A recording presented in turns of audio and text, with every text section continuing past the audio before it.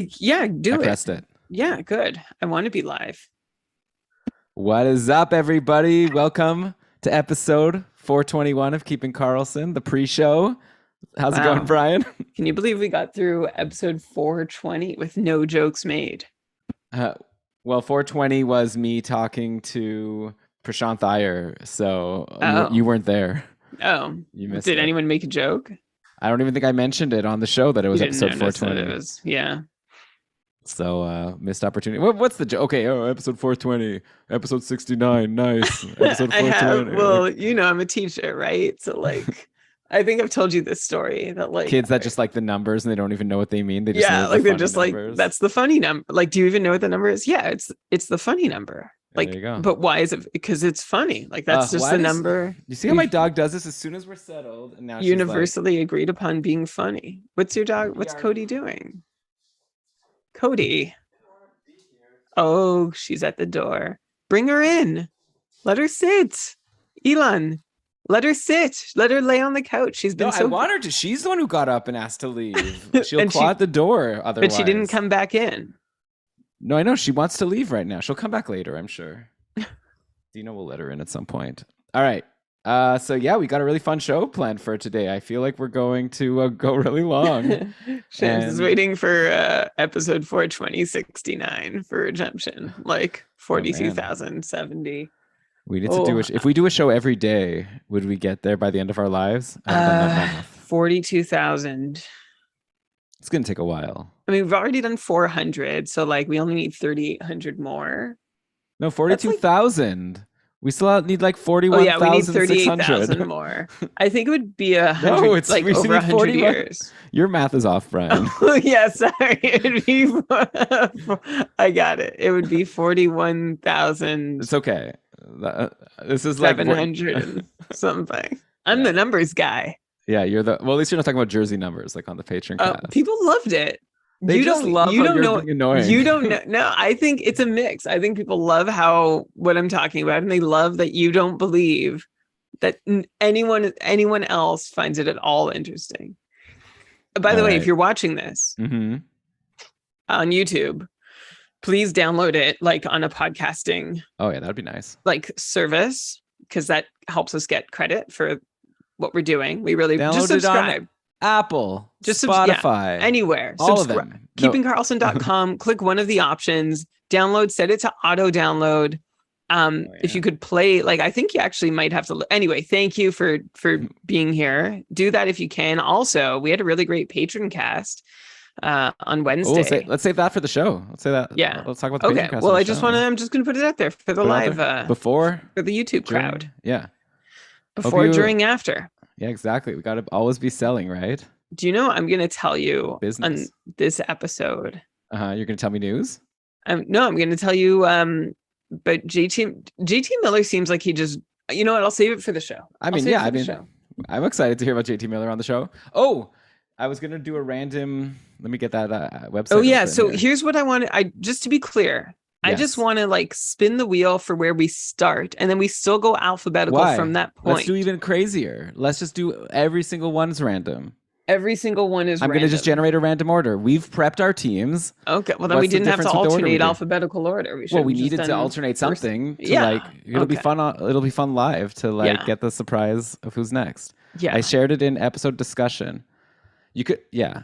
I mean, it's hard because our communication is very stunted, right? I'll be like, Brian, I have this idea, and then 9 hours later, I'll get the response, and at that point, it's kind of we had to lock in something. But anyways, yeah. So I've got the random. Well, no, I mean, this is an yeah. I got the order. This is an idea I've tried and failed so many times to. I know. That's why I'm trying to do it for you now. To you. I wanted to make it work. But this isn't what I wanted to do. It's fine. I'll do it. You haven't failed many times. We did it on the last time, Brian. You I feel like you've lost all your memories. Wrong. No, you prepped it wrong. You prepped every team or something. But that's just for me. I'm allowed to prep the teams that you're going to prep. It was very confusing. Just because I did extra prep? It was a strange process. Did we have to have a phone call for me to spell it out? Anyway, I'm really excited to do the show. I think it's going to be good. It's going to be a big one. Yeah, so let's do it. But it's only as big as you make it, Elon, with how long you talk. But all right, I'm good. Okay, let's. How's my sound? I think you sound good. That's great. All right, let's start the recording. You sound really good. Thank you. Like you sound healthy. You sound happy. Okay. I Yeah. hope so. Yeah. Let's start the recording. Yeah. Okay. 3, 2, 1, record. Recording. Okay, let me get the thing going here. All right. I've got all the recordings going. If you have somehow enjoyed the last like 3 minutes on the YouTube stream, you would love our patron cast. We didn't Even bicker. if you didn't like we didn't it. bicker on the last Patreon cast. There wasn't so much bickering just now. I guess when you were talking too much about the jersey numbers, but then you were telling me people liked it actually, and so I wasn't talking enough about the jersey numbers actually, as it turns out. So there you go. Yep. Yeah. I just wanted to do one thing. You are like really good at knowing what people want to listen to, like for fantasy hockey content. Mm-hmm. And I think I'm pretty good at knowing what's interesting to talk about, like tangentially. Like I think I've got a good tangential nose. I think maybe you're right. Like you know how to get right at the thing, and I'm good at talking around it. It's possible that you're right. It's also possible that 2 or 3 people agree with you, and those are the loud ones, and then all the people who disagree with you turned it off and never listened again because it was too boring. Has Tampa scored on your feed? Yeah, Tampa scored. Oh, sorry, Shams. Shams was the one we were spoiling for last time. Yeah, this is going to be, by the way, spoiler warnings for this live show, okay? We're going to be spoiling what's happening in the hockey game needlessly. So if you don't want spoilers, and maybe like come back in an hour, I don't know, like listen to it after the fact. It's not needlessly. Like, we're a hockey podcast. We're going to be up to date about what's going on in hockey. We're going to be up to date. I mean, it doesn't make sense on a broadcast that's not it'll be lively disseminated mm-hmm. to be giving play-by-play on, it's not play-by-play, on games that are over. But it's just it's useful info. What if this is like significant to our discussion? Like now we know Stamkos scored another playoff goal. That now we know something new about Stamkos. Another data point. Stamkos is he's good. Like this year, like he officially looks grizzled. You know, like there is like a line over which players cross where they become grizzled. Stamkos is officially grizzled. I'll need to see a side by side with how he looked last year in the finals. I guess I would have to look at that too, but I didn't get the sense. Like this year, he just looks like so serious. Like he looks like a guy fighting a bear in a nature documentary, or like Leonardo DiCaprio in The Revenant. I haven't seen it. Yeah, I mean, he won an Oscar. Like, I haven't seen it either. I just know that he fought a bear or something. So anyway, all right. So I always think of Stamkos and Tavares kind of in the same vein. I don't know why. I think they were drafted like around the same year. I think maybe back 1 year apart. Back years. Yeah. At this point, Stamkos is better, eh? Like, I'd rather have Stamkos on my team than Tavares. No one has been as good as Tavares and been so maligned for being who he is than John Tavares. Like poor Tavares. Like remember, he was like billed as like the next one. Like he was one of those. He was drafted the year after Stamkos. Like he had more hype about him than Stamkos ever did. Like when Tavares was like 14, people were already talking about him. Like he was like Connor Bedard, McDavid type. Oh, see, she's back. Cody. Wait. Oh, she wasn't even let in. So that means the door. She should close the door. So rude. Okay. You know what, Brian? Actually, since we're gonna have a long show, and I'm ready to go. I know. I'm just going to go close the door, and I'm actually just going to go to the washroom like so fast. If you could just entertain our huge crowd. Hey, Chris. Just a moment. Hey, Shams. Put the stream on. Yeah, that's a good idea. Slow down the stream, and we'll sound normal, too. My screen is over there, which is why I'm going to be looking this way often. Hopefully, my sound is still good. So, like I have like if anyone has questions or whatever, I'll just ramble for a second though. Like I have a gambling app on my phone. I don't love it. Like I'm not proud of it. I really don't love it. But I made a bet before the playoffs started with free money that I got for downloading the gambling app. Before the playoffs began, when it was all but certain Tampa was about to face Toronto first round, but not guaranteed. I put a bet on Tampa at 12 plus 1,200. So I guess that's 12-1 odds that they'd win the Stanley Cup. I put a separate bet that they'd get to the final. So I already got that one. But like these apps, man, or these like there's so many things to bet on. Like I saw Stamkos score, and so I was on the app today because there's a cash out function where like if you want to bail on your bet, they'll like pay you a certain amount to bail. So like at game 0 before the series started, I was being offered like 180 to walk away from my bet and not win the $600 that I could win. And today the cash out is at like $70 or something, so it's worse. But I've obviously let it go. But while I'm on there checking out the cash out, I see like all these other things I could bet on, like over under shots for Kucherov or power play points for Kucherov, and like who's going to score, if this particular player is going to score the first goal, or if Steven Stamkos is going to score anytime. So now I'm watching the game and I saw Stamkos score, and all I could think of was like, oh, I should have put $5 on Stamkos scoring anytime. But like, I don't want to think that. I don't have to watch the game and feel pangs of regret that I didn't,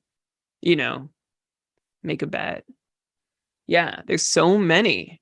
And like literally every aspect of the game I could script with a bet and like be wrong. I assume like 98% of the time. It's like in the long run, it's the good move. Elon, you and I were sort of talking about this. Like, you're this banging? Yeah. What is that? All right, tell me the pang of regret. Sorry, maybe it'll go away while you tell me that. Oh, for gambling. Oh yeah, gambling is it's a lose-lose. It's literally a lose-lose. I won $1,000 and I was like, oh, I should have bet more. Yeah, even when you win, you lose. Like you kick yourself. Like it's like, oh, I should have, like me too. I thought I should have put more like now on both my Tampa bets.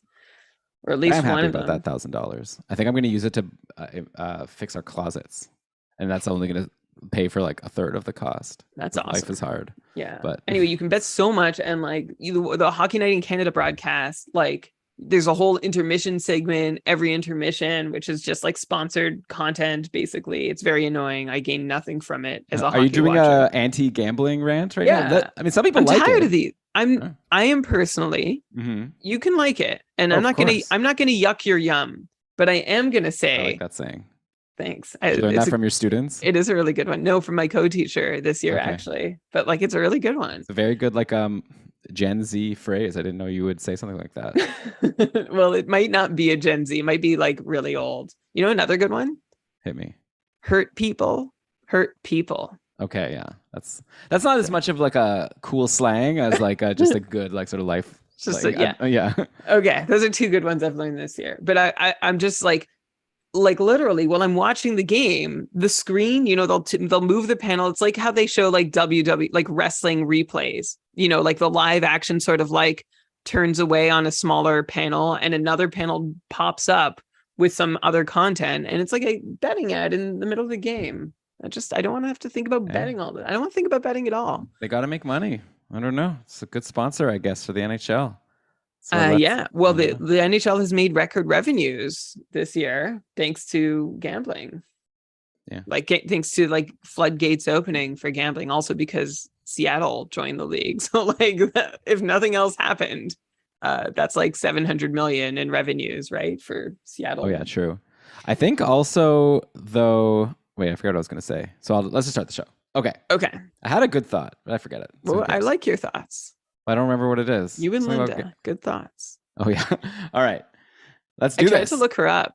I know you told me. You sent me the link. No, but I saw I looked. That was 2009. We haven't heard from Linda in 13 years. She said she let her live her life. Too. One day we'll be done the show. Wouldn't that be fun if one day we're done the show and then like 13 years go by, then someone will randomly reach out to one of us and be like, "Hey, I liked your hockey podcast." Like after not hearing anyone talk about it for so long. I'd love that. Maybe Linda doesn't want that. Anyways, no one knows what we're talking about. Let's start the show. Okay. So Brian, 2-hour show. So let's focus in. Here we go. No edits. Up. Yes! Welcome everybody to the Keeping Karlsson Fantasy Hockey Podcast, the longest running. Okay, let me do this again. Sorry, I forgot that. I forgot our catchphrase. Oh my God, now Cody wants to leave. Oh, we're never going to do this show. Welcome everybody to... What's that? Nothing. Okay.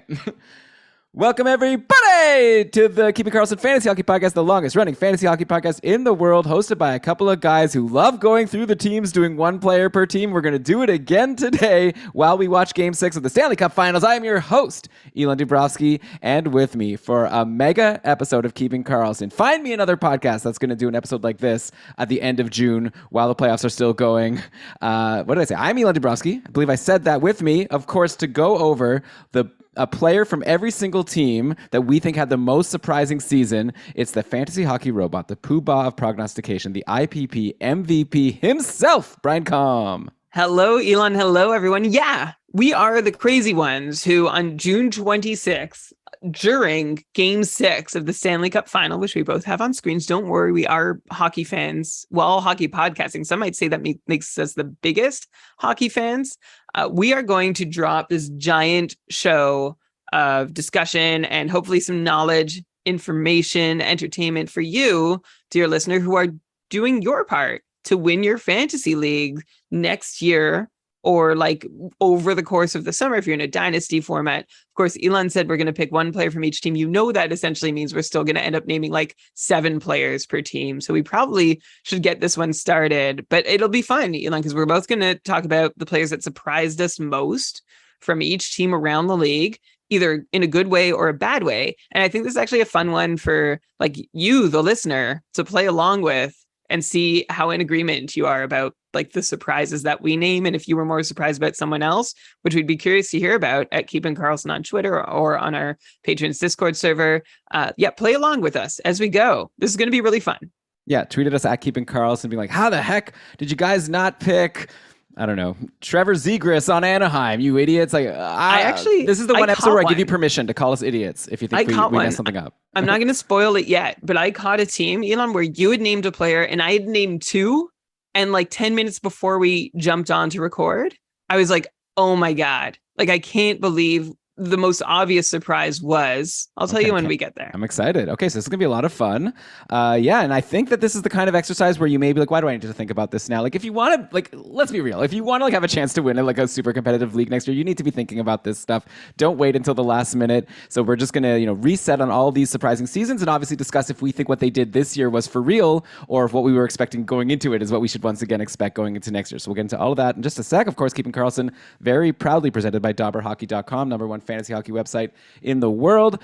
They've got, articles going on about the playoffs, the daily ramblings, like there are a lot of draft content now with the NHL draft coming soon. It's all there. And plus obviously frozen tools, which I use to help prep the show. It's amazing. DobberHockey.com. But okay, Brian, I guess let's get into it here. I've randomly generated the order here, but we separately prepared like each 16 teams. So it could be like 5 Brian teams in a row. But the first team in this randomly generated list is the Vegas Golden Knights. Did you have I had Vegas. Okay. That's an Elon team. It's an Elon team. So I'm going to lead us off here. Yeah, it's fun with this random. Who knows where we're going to go? I feel like on some of my teams, I may have even like written things like much like this other guy, which maybe won't fit as well with this random order. We'll see how it goes. On Vegas, the idea, like the rationale for anyone being like, well, why are you doing it? Because we always go in order from Anaheim down, and we could just reverse it. That would be simple. I actually had another idea that I thought would be good too, but we're just throwing all the cards in the air and seeing where they land. Yeah, and basically, I just love doing shows where we do a player on every team, and so we need to come up with different ways to basically do that. But okay, we're going to go to Vegas. I'm not going to count like injuries here. I was surprised that Pacioretty missed so much time. Maybe I shouldn't have been. Maybe I just shouldn't have drafted him in the league that I drafted him in. So I'm not going to pick him. I think the one guy that was like to me like the most obvious surprise was Robin Lehner, because after Marc-Andre Fleury got traded in the summer, it just was assumed like, oh, this is Lehner's time now. He's like been putting up great numbers year in, year out, but he hasn't been that like primo fantasy asset because he's never been a starter. He was sharing the net with Varlamov. He was sharing the net with Crawford. He was sharing the net with Fleury. And I was like, okay, now is Lehner's time. A lot of people were picking him super high. I feel like I was seeing him go as like the 3rd or 4th goalie drafted in a lot of fantasy leagues. And he turned out to be a huge bust, right? Only a .907 save percentage. Plus he only played 44 games. So everyone excited about getting their volume starter on, by the way, on a great team, which turned out to not be such a great team. They didn't even make the playoffs. So that also turned out to be a surprise. But yeah, it turned out to me, like, I think the big lesson to me was just if a goalie's put up really good numbers throughout their career, but generally not playing a lot of games, it's not a guarantee that means they're capable of putting up the same numbers with a bigger workload. And Lehner, with this injury history, I don't want to, it's tough to say. I do think staying healthy is a skill, and so I don't want to like blame Leonard for his injuries, but also, it's something that maybe he wasn't, able to accomplish, like play a full season as a starter and put up good numbers.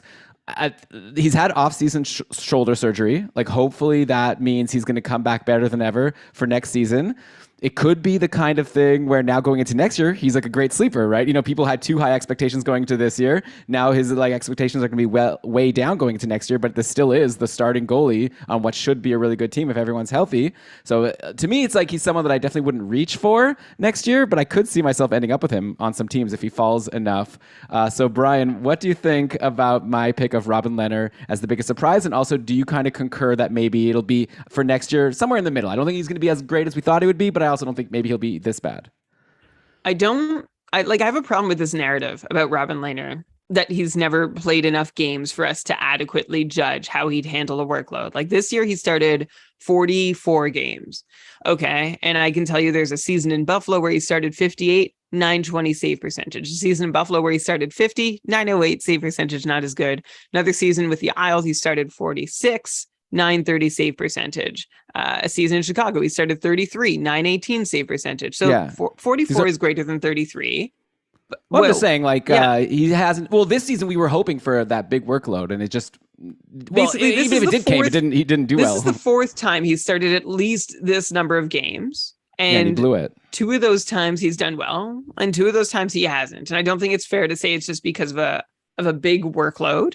I think to me it sure seems like there were some injury concerns through the season that all sort of like fomented, if that's the right word here, all at once at the end of the season with all that drama between him and then Coach Pete DeBoer. It was weird and exciting. I enjoyed following it. But yeah, this basically was an uncharacteristic season from Robin Lehner, who a couple years ago I was saying might be the best goalie in the NHL. This season, he was absolutely not that, but he was, believe it or not, Elon, he still played above his expected save percentage number at 5-on-5. He didn't play as far above it as he had in his, more successful seasons, but better than his Buffalo days where he was inconsistent. Remember, he he went for treatment because he had I think it was alcohol addiction or like some mental health trouble. So he started fresh with Long Island. And since then, he's playing above his expected save percentage every single season, including this past one. So I know it looked bad, and it was. I mean, compared to his regular, like his career numbers, he was a 907 versus his career 918 before that. Only 45% quality starts compared to 57% quality starts over the course of his, what is it now? 11-year career going into this season. So this was a disappointing year for Robin Lehner. He still outplayed what the average goalie could have been expected to do in Vegas. Yeah, but Brian, that's such like a non-solace. It's like a guy who was drafted like the 3rd or 4th goalie in fantasy, and you're like, he was above like average, I guess. And I'm going to throw you one more really disappointing thing is that he started 44 games. He only won 23 of them. Like that's barely over a 500 win percentage on a team that would have been considered a cup contender going into the year. In Vegas, I think the bad surprise for Robin Lehner was partially about Robin Lehner, but also the team in front of him was in rough shape. And they were also doing like weird lineups because of cap issues frequently through the season. So I think a lot of things went wrong for Vegas. This year, we pointed out how historically they had this like reputation as being so good at protecting their goalie. This season, they did not live up to that reputation at all. So they threw the kitchen sink. They basically said, Robin, save us. And Robin couldn't. And there's no Batman coming next year. Robin again. Good one. Sorry. Yeah. All right, Brian, 1 team down, 31 to go. So we probably need to move on. But I don't know. I guess I'm still going to, I guess you don't agree. And I think it's okay to agree to disagree here. I'm going to stick with that narrative that I'm not convinced that Robin Lehner can be a good, at this point in his career, I'm not confident in drafting him as like a volume starter. Like I think like, he'll do well if he like maybe gets a backup that plays a lot of games. There could be some good value next year in Robin Lehner. Yeah, potentially. He won't be worth the same. It was a bad surprise. We agree. I think there's bounce back potential. All right. So let's do the next team. Could be me again. We'll find out. Seattle. No, it's a U team. To me, it's like an obvious pick. And actually, it's fun because, I don't want to spoil it, but something similar for who I would take. With the one that we just I mean, the every time we brought up anyone playing for the Kraken this year, it was like we had so many questions. What do you think? Schwartz, Kovalev, McCann, and Gord? And like our answer for all of them was basically the same all season long. Eberle, Yarncroc at one point. It's all good. Like they were very boring. Nobody was surprising one way or the other, except Philip Grubauer, who had just a terrible, terrible year. Like it was shocking that Seattle signed him out of free agency. They gave him 6 years at $6 million. And they were not on anyone's radar at all, especially because they had Chris Driedger. They had, they had Vitek Vanacek at one point. They had Joey Decord. Like it seemed like they had a few ideas for where they wanted to go in net. And then boom, out of nowhere, they get Philip Grubauer. And it's like, oh, now we're really looking at Seattle as a cup favorite or playoff favorite. And he completely tanked any chance the team could have had. And he did. Like, he totally tanked the team. I looked to see how often Philip Grubauer gave his team a chance to win. Usually you can use quality starts as a way to measure that. 33% quality starts. That means 2 out of 3 times that Philip Grubauer played, he didn't play well enough for the team in front of him to have a reasonable chance to win without playing like a little or a lot above their abilities. And then I went a step further to see, okay, well, how many times did Grubauer string together a couple good games in a row? I found 3 times, 4 if you squint, where Grubauer was able to put up 2 consecutive good starts. That's brutal. You could never count on your goalie to give you a good game. The rest of the year for Grubauer, outside of the 33% of his 54 starts, it was trash. And this is a surprise because Grubauer has a career .920, 60% quality starts coming into the year. And he had 187 career starts, over 200 appearances. These numbers are not coming out of nowhere. But this season, 889. Like I can't say enough. 33% quality starts. It was just misery compounding upon itself every time Philip Grubauer led his team out on the ice. So this was a really big surprise for me about how bad Grubauer played. He, like his expected save percentage, he played way, way below it, like worse basically than any other goalie in the league. And I really hope he can figure out a way to recover. Like, I don't know if this was just a mismatch between goalie and system, but given what they're paying the goalie, the system is going to have to find a way to work with him. And I really hope they do better in the next season. Yeah, I mean, Grubauer was such a bust, and next year they're going to need to depend on him. I don't know if you heard, Brian, Chris Driedger is injured. Like, he apparently had some surgery or something. He's going to be gone for like many, many months into the season. So maybe like Joey Decord will be the backup next year, a former prospect from the Sens. Maybe they sign someone, we'll have to see. But right now, it doesn't look like there's a lot of reinforcements there. I think Seattle might be the only team. We could like keep track of this as we go. I couldn't think of one player on this team that was a positive surprise. Like, every player either like met my expectations or was below it. I don't know. Let me know if you have a different take. But yeah, this whole team was just a big disappointment or agreeing. And yeah, Grubauer definitely, I agree, was the biggest one. Brian, next up, it's another of your teams. It's the Anaheim Ducks. So who do you have as the biggest surprise? I think we're going to start sharing some good news after a couple of downers to start the show. Yeah, most of these are actually positive surprises. So it's a bummer we started on the negative note, but here we go. Big positive surprise. Well, okay, I will say actually that the only thing that saved us from having a negative surprise here in John Gibson is that we're at the point, and I think it's just worth mentioning, we're at the point where we're not surprised anymore. John Gibson, .904 save percentage this year. It's the 3rd straight season that he's been pretty much exactly at that mark, like .904, .904, .903 over the last few seasons for John Gibson.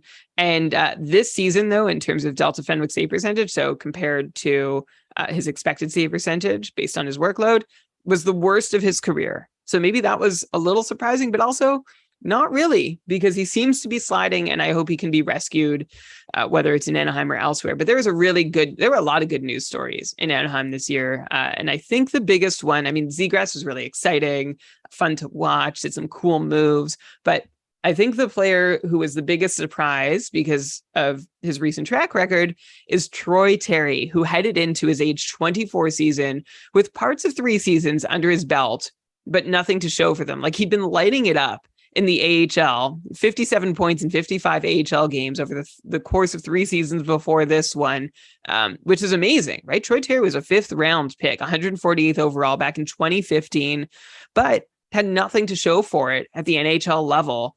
Just 48 points in 127 games, only 167 shots. So that's like 1 point every 2 or 3 games, barely more than a shot per game.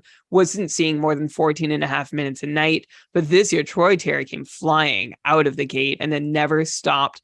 In the season debut, I went back to check his game log. He played 8.5 minutes in the season opener for Anaheim. He put up nothing. But then Troy Terry went on a tear, a 16-game point streak, during which he put up 12 goals, 10 assists for 22 points in those 16 games, averaging nearly 3 shots a game. And also, for the first time in his career, seeing a fair share of power play minutes.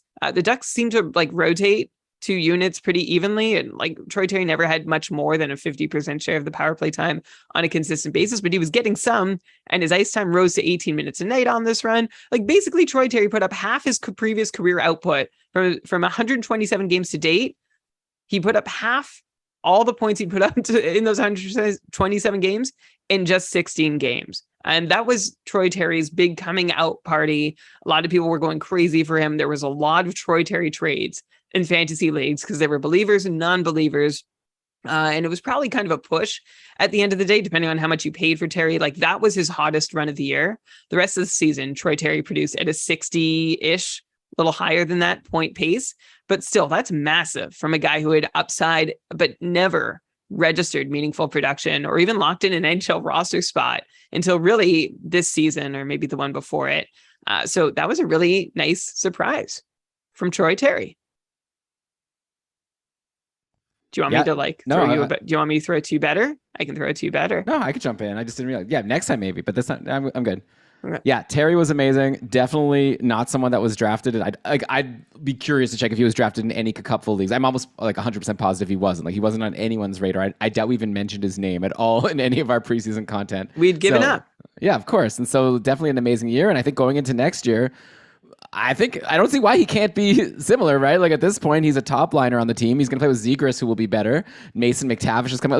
There's better. The team should only get better and get better at scoring to have more reinforcements. I guess there's this Pastujov, who I just traded for in my dynasty league, that's supposed to be good at some point. But I don't know. Maybe next year's not the year when they hit their top potential. But Anaheim's a young, improving team. I guess they lost Rickard Rakell, Brian, so I don't know how much that hurts him. But overall, I think that Terry is going to definitely get drafted in a bunch of leagues next year.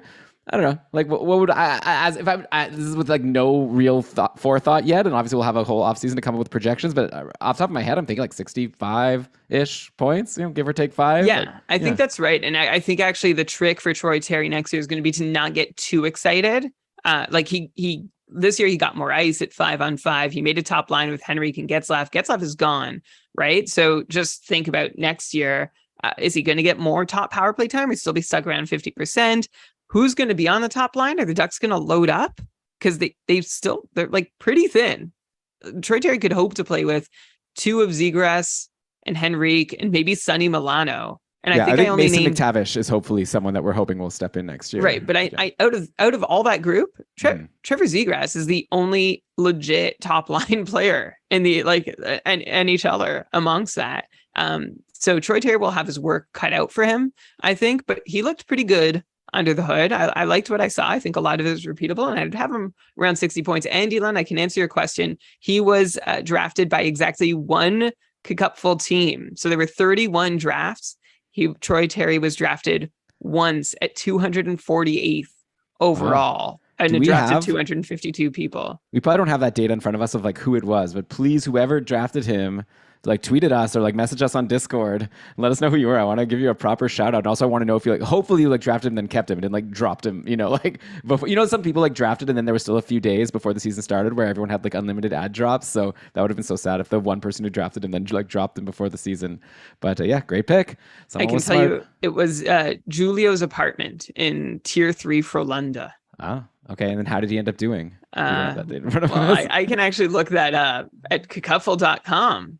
Okay, great. I don't know. Do you want to know it right now? No, I think as a side project at some point if you get bored. But for now, let's move on to the next team. It's an Elon team now. We're going to the Edmonton Oilers. By the way, Brian, in our private DMs, I've sent you the order in case you're curious what it is. Oh, that's helpful.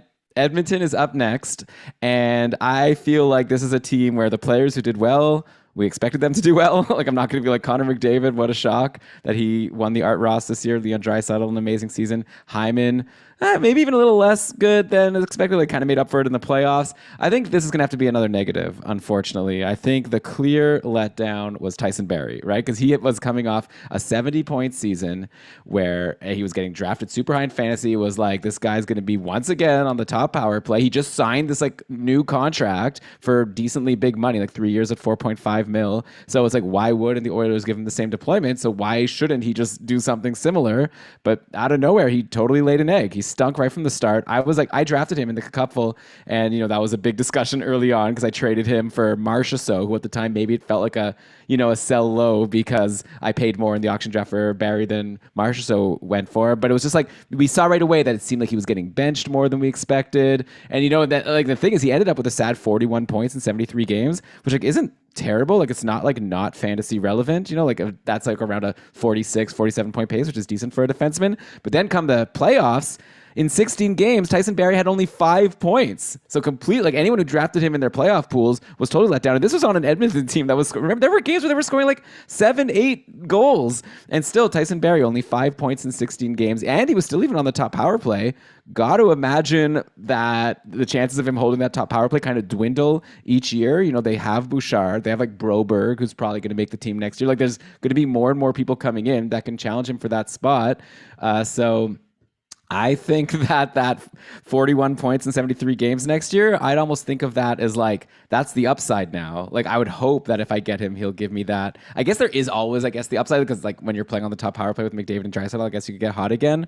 But I definitely won't be drafting him that high. But also I don't think I'll leave him undrafted, right? Like he is someone that might be a fun swing at the very end of your fantasy draft to hope for something, especially if you see in training camp that he's on the top power play, but he's definitely not someone I would hold on to if he starts slow. What a disappointing season for Tyson Barrie after like leading all defensemen in points. Yeah, and he's not going to make it that far in the draft that I think you'll be ready to take a chance. I think someone who hasn't been keeping up on things will be like the person who takes him, like not necessarily a listener to our show, depending on your league.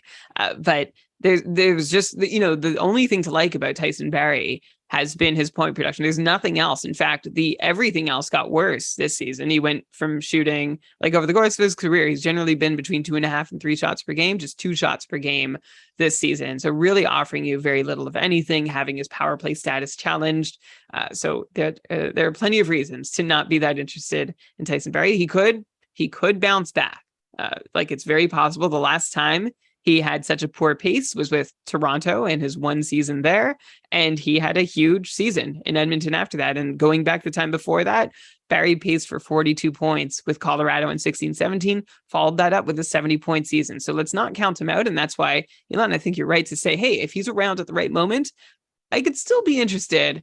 But I also agree that if I do end up with him on any of my rosters, I am not going to wait too long before dropping him if I'm not seeing results. Yeah, exactly. So the right moment in the draft is the moment where you're at the point where you're drafting players that are in that tier of like when there's hot free agents to start the year, this is the group that I'm going to consider dropping to get those guys. Like I'm not going to feel bad at all about letting go. Okay, so Brian, next up the Toronto Maple Leafs, and that is a team that I prepared. Fun. Okay, so obviously I'm going to give an honorable mention to Michael Bunting, 63 points in 79 games.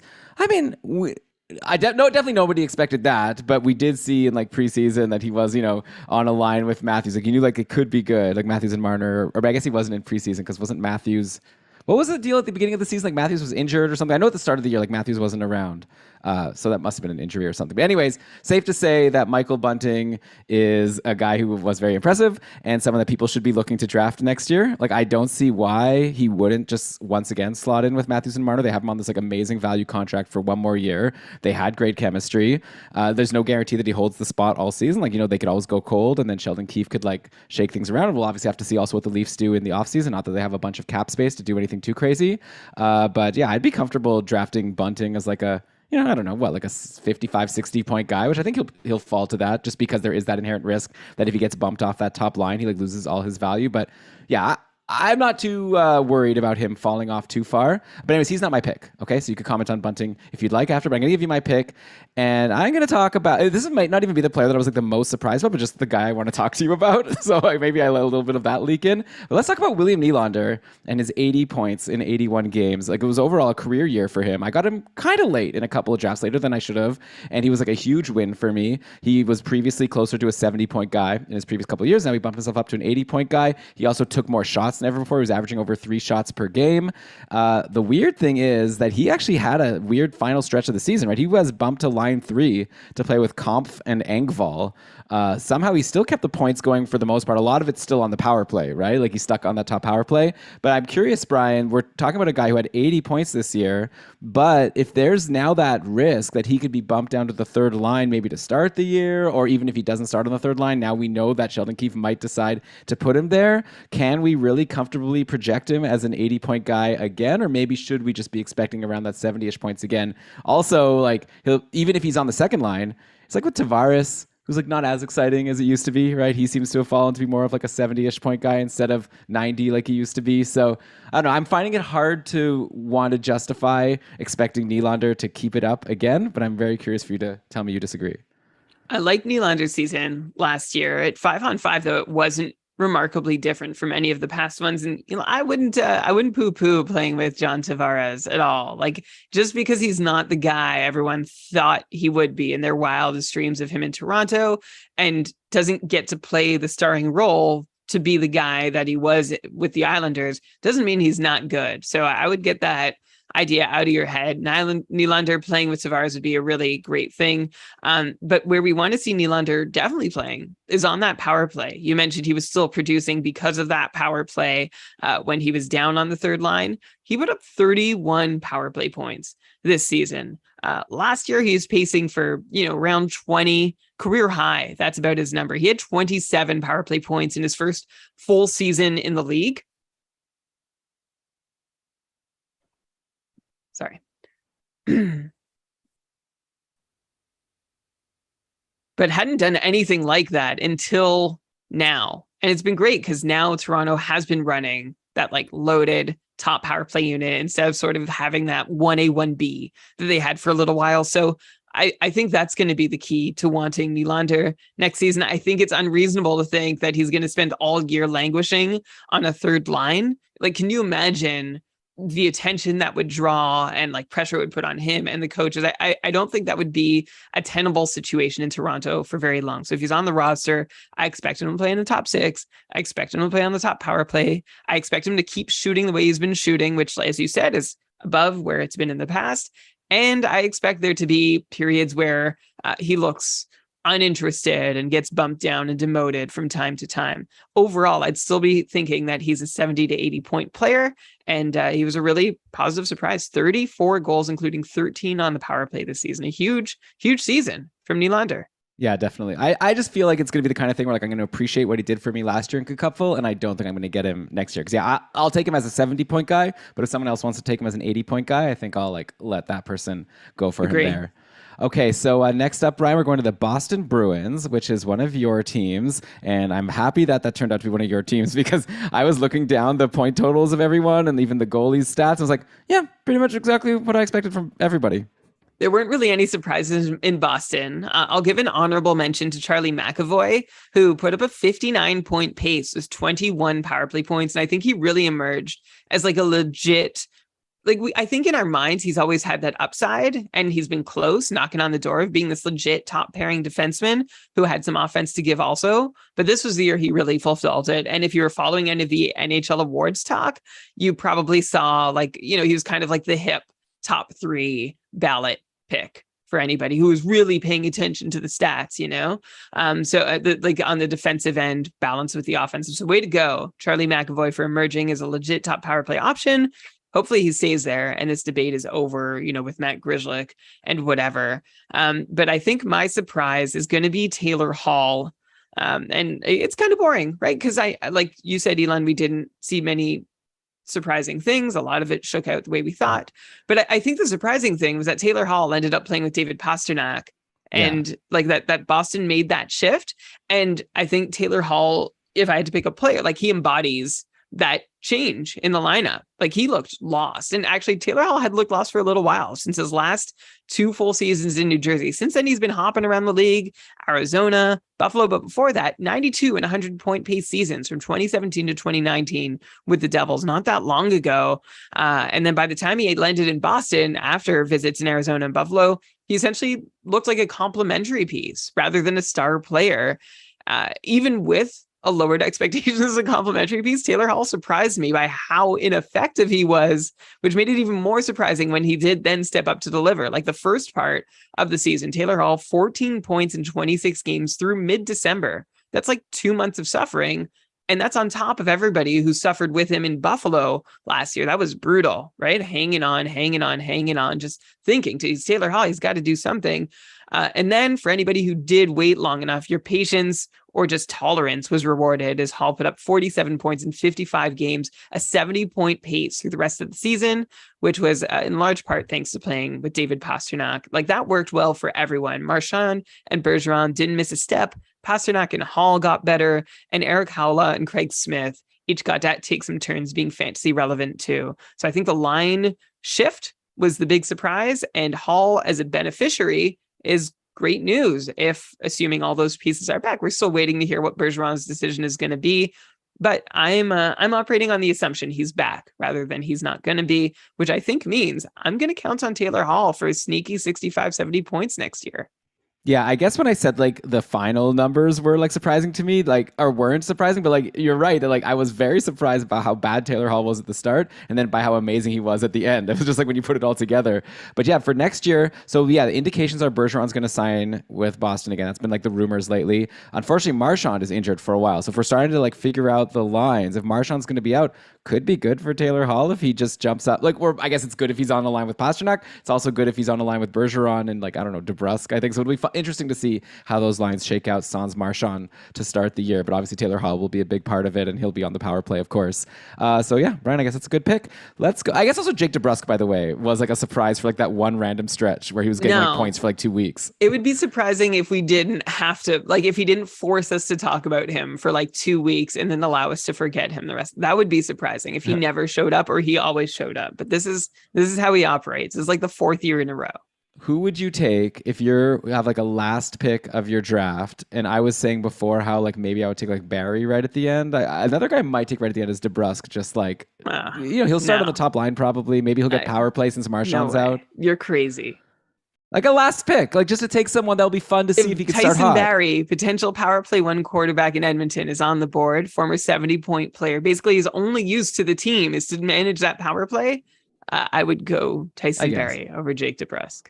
I'm really low on Barry, but fair. Clearly. Okay, Detroit is next, which is another Brian team. I recently talked with Prashant Iyer all about the Red Wings. I loved that interview. Definitely everyone should go check it out. A lot of good fantasy tidbits there. And also one fun thing about that interview is I had listened to the previous interview from last year, and he just got so much right. Like he was like the oracle for the Red Wings. I don't see why we shouldn't expect it to be the same. So if you just want to know what's going to happen for the Red Wings next year, listen to that interview. But Brian, who's your pick for the Red Wing that surprised you the most? Well, I'm saying this without the foresight of having listened to this year's 32 Beats episode with Prashant. Yet I need to mow my lawn, and when I do that, that's my 32 Beats time. So I'll get there. So without having heard that, you can feel free to correct me, Elon. I'm going to say my big surprise of the season in Detroit. Honorable mention to Maurice Seider, who surprised only me because I thought he was going to be like Adam Larson this year. I'm going to call myself on that. Well, no, actually, it is fair. We did discuss in the interview how even Prashant, who was like the biggest Seider fan, was like surprised by how amazing Seider was. Great. That makes me feel better. So good. I'm glad because I did listen to that last one. That's where I got a lot of my okay. But Dylan Larkin is my biggest positive surprise or biggest surprise period in Detroit. I guess I could also say Nedeljkovic being like so up and down, but we really didn't know what to expect. But Dylan Larkin was surprising because we've seen him be amazing before. In 2018-19, he put up the 79-point pace, but since then he's fizzled. Most recently, beyond fizzled, Dylan Larkin like failed completely in 2020-21, just 23 points in 44 games, barely a half point per game pace. I see reasons for that in his percentages, like his 5-on-5 on ice shooting percentage was below 5%, which is preposterous, but still it's kind of unforgivable. But it's hard not to forgive Dylan Larkin when he stepped up the way he did this year with 31 goals, 38 assists, and 69 points in 71 games for an 80-point pace. And he did this, by the way, with the fewest minutes that he's seen since his sophomore season in 2016-17. While he had the fewest minutes he's seen, I think he had the best line mates he's had. His best line mate to date was basically Anthony Mantha, who we know has been sort of up and down. But this year he got Lucas Raymond and Tyler Bertuzzi on line one. And I think that really helped Dylan Larkin. I am going to say that I would be surprised if Dylan Larkin did this again next year, though. His 5-on-5 shooting percentage was double his career number with no big change in his expected goals. So, like, he's basically made a career. Like, you could set your watch to Dylan Larkin shooting at 7% his whole career, like almost no fluctuations from it. This year, he shot 14% at 5-on-5 with no apparent change in like the quality of his shots. So this season, Dylan Larkin had about 25 goals at 5-on-5 this year. Expecting that again next year wouldn't be a great idea, in my opinion. So I'm not going to put him down for 80 points. I think I'll put him down for 65 or 70, but it's still a huge step forward from the barely half point per game pace he was putting up that we were talking about a year ago at this time. Also, we got to see what who the new coach is and what they want to do with Dylan Larkin. I think that'll play a role in how he does as well. Well, yeah, and also we have to see what they do in the offseason. Detroit has a lot of cap space. They can either go for it and like sign some superstar, or they can, tank for Bedard and, have another hopefully rough season if they go that way. Try to get like a really awesome pick. And not only Bedard, there's a lot of really good picks in 2023 apparently. But yeah, I mean, I guess the one reason you could say that maybe he'll be able to make up for a little bit of regression with that shooting percentage would be that the players around him might be better, right? Like Raymond will be a sophomore, like Sider. For sure. Also, like maybe they just have better people around him. Yeah, I mean, they were already pretty good. And there's been rumors that Bertuzzi's on the way out, but likely they'd replace him for somebody as good. You're right. Raymond and Sider can take a step forward, but I don't think that he was without quality line mates this season. Oh, for sure. Well, yes. I mean, that's why he had a career year, I'm sure. That definitely helped. So we'll have to see. Yeah, Verana also maybe being around for a whole season. We'll have to see. I mean, I don't know. When you say 65 or you said 65 to 70, that might be a little low for me. I think I'd probably expect more like 75, but maybe I'm just like now nitpicking. So let's go to the next team here in LA. Okay, so this is one of my teams.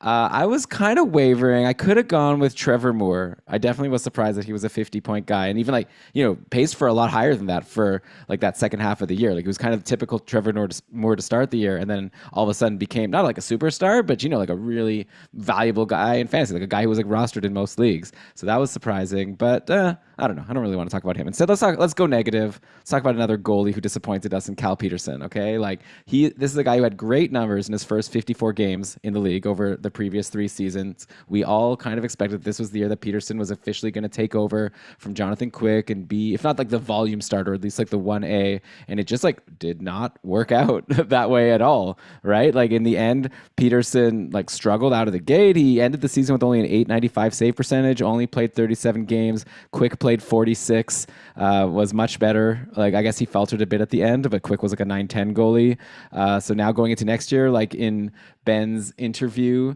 that he did with Andrew Knoll. With Ben's interview that he did with Andrew Knoll about the Kings last week, Andrew was saying that he thinks like at least on opening night, Quick is going to be the starter, which is like I don't think was the case last year, So I just feel like big step back for Cal Peterson, and he's like about to start a contract of like $5 million a year. Like it's about to click in. So a lot of people in like dynasty leagues now, I guess, have to decide if they're going to keep him or let him go. I'm one of those people. I think I'm going to keep him and hope for the best. But yeah, really disappointing season for Cal Peterson. LA is looking like they're on the up, right? Like we didn't even expect them to be a playoff team going into the year. All of a sudden they were, and they have like so many good young players that Cal Peterson could be like super valuable in fantasy. Jonathan Quick's not going to be around forever, and Peterson is, like at least by the contracts, right, is the heir apparent unless he just can't do the job. So I expect him to be better next year, but that's just more based on like what we saw all those other years. Like definitely nothing I saw last year indicates that he should be better. Yeah, Cal Peterson, this is the first season in his career that he's played below his expected save percentage. So I would hope that he gets back on track next season. I'm not giving up on Cal Peterson, but Elam, you're kind of being a downer here because I saw a really great news story. I mean, there was Trevor Moore, that's one. Phil Deneau was also pretty good. But how about 35 goal scorer Adrian Kempe Oh yeah. in I his mean, age I liked 25 him. season? I liked him going into the year. Okay. Maybe not this much. Well, that's it. That's the surprising part. Career high time on ice, 18 and a half minutes a night, part of the top power play in which he had been before. He basically beat his previous shots on goal mark, his previous career high by 100 shots. And he crushed his previous goals, like the most goals he'd ever scored before, 16 goals in 81 games. In 2021, he paced for maybe 20 goals, but 35 goals was a whole new level. And I really think he did it by shooting more. Like, I don't see anything that's crazy unsustainable in what he did. I think Adrian Kempe did two things. He shot more often and he took shots from more dangerous areas. And like, he's one guy who's taken, like I just said, Dylan Larkin added like 10 more goals than maybe he should have had. Adrian Kempe added 20 to his previous career, like what his previous career expectation. And I think he can keep them. I really do, especially because there are two really high quality centers in LA right now between Kopitar and Deneau. And yes, Kopitar won't be around forever, but hopefully Byfield will step up by then. And Kempe's still young. He's just heading into his age 26 season. It'll already be his 7th in the league. But I thought that was a really pleasant surprise in LA. Yeah, definitely. And I think in Andrew's interview, he was saying how they see like Kopitar and Kempe as like a pair at this point. Like they'll stick together. And so, yeah, it should be another year where he gets primo deploymento. Kempe is also someone who is due a contract, right? He's a RFA right now.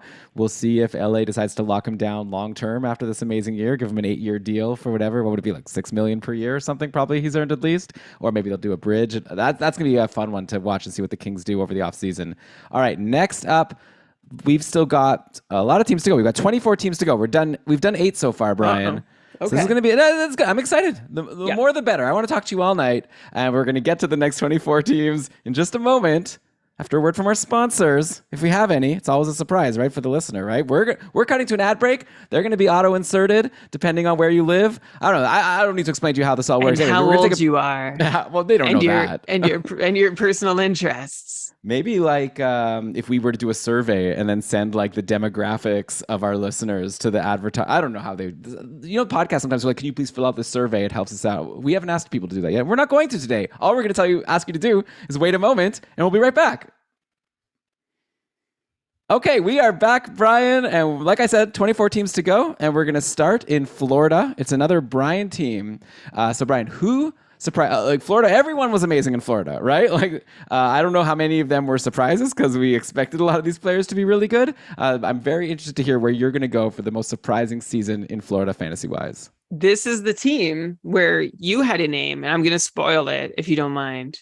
That's okay, right? You had Mason Marchment down as your big surprise, and I'll let you expand on that later. I'm sorry to steal a bit of your thunder.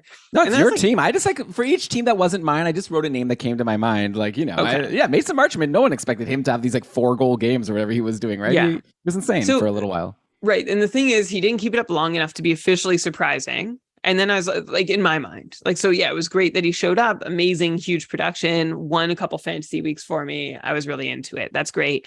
Then I was like, you know what? How about Anthony Duclair, who had a 64-point pace, just over 2 shots per game. And he basically, what Duclair did, as I mentioned all season long, especially after I dropped him, was that he had 31 goals this season. He had a 25% shooting percentage for 34 games. It just kept going. He was on like one of the longest heaters. It's right up there with Alex Steen's heater from several years ago with St. Louis. I don't know if you remember that one where I was like, it's going to end. It's going to end. It's going to end. And it never did. It felt that way with Duclair. He had 18 goals on 75 shots through to the end of January, almost all of them at 5-on-5, followed that with just 13 goals over his next 40 games at his normal career shooting rate. Go figure. And was basically pretty human. And depending on the depth of your league was, kind of rosterable, but not for sure. Maybe more of a stream. And then I was like, you know what? No, not Duclair. I'm going to go with Sam Reinhart. And he had an 86-point pace this season. Yeah, and that was with like a lot of it from the third line, right? Yeah. Like a lot of in the preseason, we were like, oh no, it's not going to be great for Reinhardt if he's not playing with Huberdeau or Barkov. It didn't matter. So in my notes, I actually called him the reverse Timo Meyer because Timo Meyer had such a great job producing without being on the top power play, but having a great 5-on-5 situation. Reinhardt did the flip side. He had a terrible 5-on-5 situation. Not terrible. He got to play with Mason Marchment. Yeah, suboptimal given the talent in the top six, but had an excellent top power play situation. Like Reinhardt, basically he's putting up 60-point seasons in Buffalo, which, I mean, after talking about Taylor Hall and everyone else there, that basically is 90 points anywhere else, right? If you could put up 60 points on those Buffalo teams. And Reinhardt came to Florida, saw a lesser role, seeing fewer than 18 minutes a night for the first time in 4 seasons. But he did well with anyone he played with, but was seeing mostly third line minutes. But it was kind of like William Nylander. It didn't matter where he played at 5-on-5 because he feasted on the power play. Sam Reinhart with 31 power play points, which was a big step up on his career, thanks to shooting 40% on the power play. So he picked up 16 power play goals. Not sure that'll last. I don't know. I'll expect another 86 points from Sam Reinhart if he does manage to stay on the top power play and keeps the same like third line deployment. So there's Reinhart. And then 10 minutes before the show, I was like, I don't think either of these guys are the best surprises on Florida. I think the biggest surprise on Florida is actually Sergei Bobrovsky. And then to corroborate this, because it sounds a little crazy now, but to go back about how we felt about Bob at the start of the year, I went to our couple ADPs. By the way, Julio's apartment finished 9th, the guy who and he did hold Troy Terry all season long from start to finish. So you got him, didn't make it to the playoffs, but good job. Tier 3 is tough. But I went to our couple ADPs, Keeping Karlsson Ultimate Patron Fantasy League, kkupfl.com, and Bobrovsky was drafted 168th overall on average.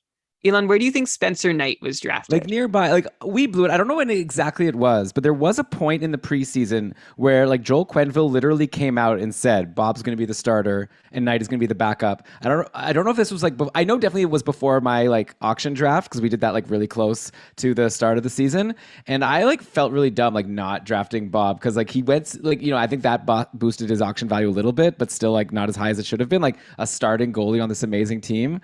Yeah, I think a lot of people who were drafting him were just like over the whole offseason. It just seemed like after last year when Bob struggled and Spencer Knight was looking so good, it just seemed like so obvious that they'll like at best be like 50-50. And then Quenneville was just like, nah, Bob's the starter. And like the thing is now for next year, it becomes really tricky. We have a new coach, Paul Maurice. I would assume that the plan is to eventually get Knight to be like a 1A, 1B. So this might be the kind of thing that Bob's not going to repeat. But I hope we'll get another like good quote like that in the preseason so we can just know before we draft. It would be great to know. I can't see why it wouldn't be Bobrovsky, and I'll give you a couple of reasons why. But to answer my quote, you're right, Elon. Spencer Knight was drafted 4 spots later than Bobrovsky, and they were both basically in the 12th round going in the cupful drafts. And that shows you where everyone was on Bobrovsky coming into this year, which is the third of his 7-year, $10 million per year mega deal that he signed with Florida a couple years back. In year 1, Bobrovsky put up a 900, 42% quality starts, a real clunker of a year. In the second year, Bobrovsky had a 906 save percentage, 53% quality starts, which is like still unacceptable, I would say. Like those numbers are still bad. But this year, in the third year of the contract, Bob put up a 913 save percentage, 62% quality starts, and for the first time since 2017-18, Bobrovsky performed above his expected save percentage. So these are all now, like at the start of the year, we thought we had it figured out. Oh yeah, it's going to be Bob or Knight, and maybe the torch is going to be passed, or they'll share the workload. But now what are we thinking? And you said maybe, you know, they'll start trying to hand it over to Knight next year. But I'm actually not so sure. Looking at Bobrovsky's playoff performance, just the most recent stuff, Game 1 versus Tampa wasn't great. He stopped 32 of 36, 889 save percentage. But in games 2 through 4, Bobrovsky had a 931 save percentage against a team that is right now playing Game 6 of the Stanley Cup final. So he did his job. Can't blame him for the loss. And I think that probably earns him the opening night start for next year. And like the benefit of the doubt, I think meanwhile, Spencer Knight didn't have a great year, 908, 52% quality starts. He played above his expected save percentage too, but just was not like, he didn't feel like a very safe bet whenever he was playing. So Sergei Bobrovsky is the biggest surprise in Florida. Yeah, I mean, to be fair to Spencer Knight, he was like 20 for a lot of those games. And next year he'll be 21. So yeah, it might just be too early to expect him to take over. Like, I definitely think Bobrovsky is there for a reason and not for Spencer Knight to be a volume starter for sure. But like at the same time, I could see like, just, inching like year by year, maybe give Knight more and more. I think the plan is obviously they don't want to demoralize their like future, hopefully like star goalie for a long time. So he's definitely going to play, but it'll be interesting to see. Yeah, this season, 32 games for Knight. Are you thinking it'll be the same, or do you think it'll be like a little higher? I could see maybe being like maybe 36, 37 for, like a little bit more. Yeah, maybe he'll creep towards 35, but I think that's still probably as many as he's going to play, because I think Bobrovsky does better the more often he plays, which wasn't the case for the first 2 years of this contract. So we'll see if he can get on that. Okay, let's go to Chicago now. Another Brian, this is like a bunch in a row. Oh, no, I did LA. Okay, so we're going to Chicago. I have my picks, but I'm very curious to see. There were a few that came to mind for me. Curious to hear who you ended up deciding to go with for the most disappointing player. Well, you're sort of tipping your hand. Yeah, because they stunk. who was good? Dylan Strome was kind of good, right? Like, surprising. Yeah. Aside from him, I can't think of anyone who really like surprised us in a good way. And remember, everybody was really ready to be surprised by Tyler Johnson going into the season. He was like the hot pick to grab at the end of year. Oh, Tyler Johnson, good one. Like, great job. That was good. He was next on my list. But I'm going to name a player who went 25 spots on the draft before Sergei Bobrovsky. That's Jonathan Toews. Was the biggest surprise to me of Chicago. Yeah, like a huge womp. So disappointing. I was feeling good about myself at the start of the season. I drafted Toews in a couple leagues, and I thought I'd snag a guy who's going to give me at least 60 points, 70-point upside. And I was just like, everyone forgot about him. That must be it, because he missed a season from COVID. No problem, though. Like, I'm getting him in like the 10th round. I'm going to watch him produce like a 6th rounder. I'm laughing. But everybody else who passed on him repeatedly was definitely right. More right than me about Jonathan Toews. Like, I just want to be very clear. Before COVID, Toews had paced for 66 plus points and as many as 80 points in 3 of the 4 seasons coming into this one. And as I'd mentioned on the show over the last few years, he'd been doing it in like a pretty quiet, unheralded way. So that's why I was excited about the value I thought I was getting. But this season was just a lost cause for Jonathan Toews. He paced for 44 points this year, career lows across the board. And my personal hell or story, either one. I dropped Jonathan Toews. I'm not even kidding about this. I dropped him on December 8th. He'd gone 25 games, 0 goals, 9 assists.